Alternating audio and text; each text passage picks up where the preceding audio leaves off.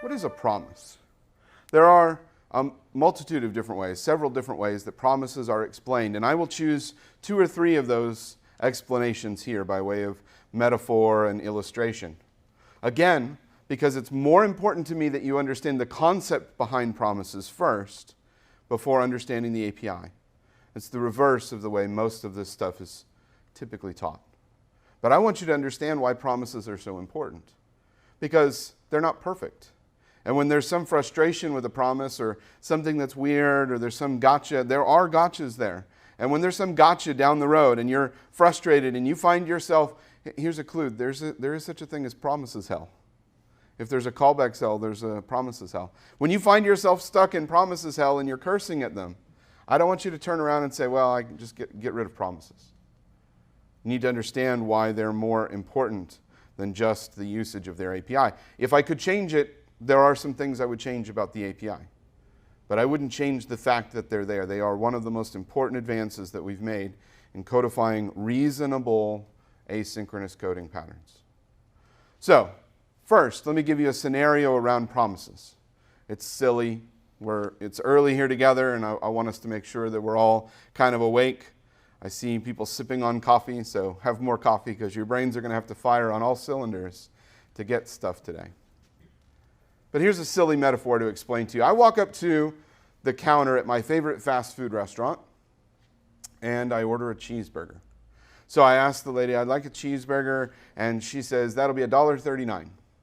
And so I hand her the money, give her the $1.39. So I have begun a transaction by ordering and giving some money for something.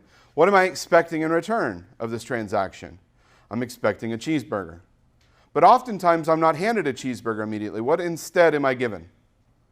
A receipt. And importantly, on that receipt, it has an order number on it, right? My order says order number 317.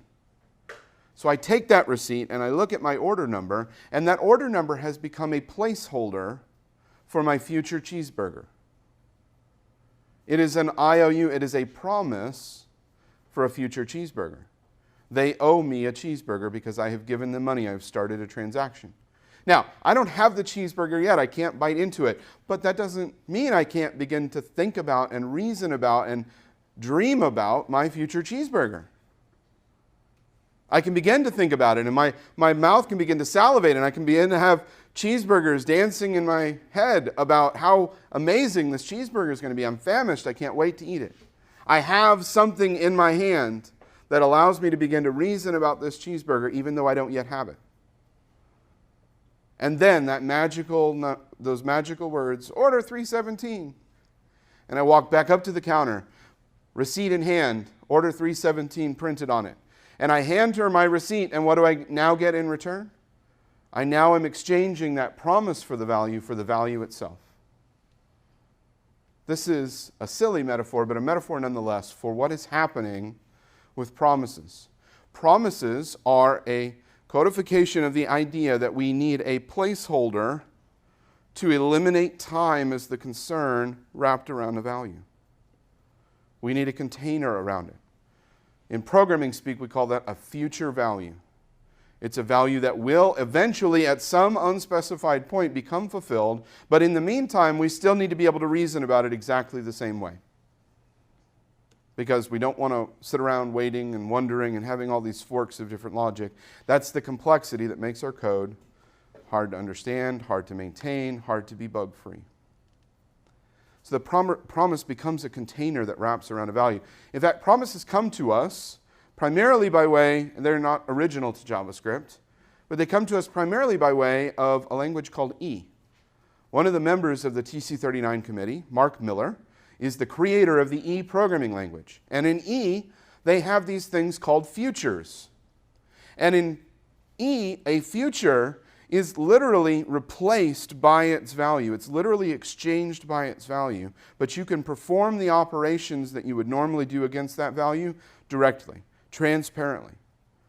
Even though the value isn't physically there yet, you can begin to compose it, you can begin to perform operations on it.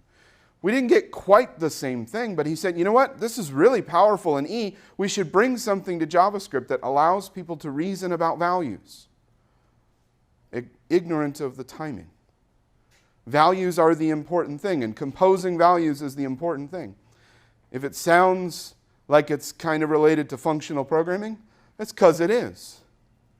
Not to throw back in those terms, but promises, not their API, but their mechanism, they're basically a monad. They're a functional programming concept. The API is not quite as clean as a functional programmer would like, and there have been experiments to create other versions that are more functionally sound. But the principle is still the same. So if it sounds functional, it's because it is. So that's one way of thinking about a promise, is that it's a future value. Another way of thinking about a promise is that it uninverts the paradigm that we're traditionally used to interacting with some other mechanism that's going to be asynchronous in nature. When I call some utility, and I know that utility is not going to finish now, it's going to finish at some later point. When I call that utility, how do I wait around to hear that? I have to give it a callback. I have to pass a callback in.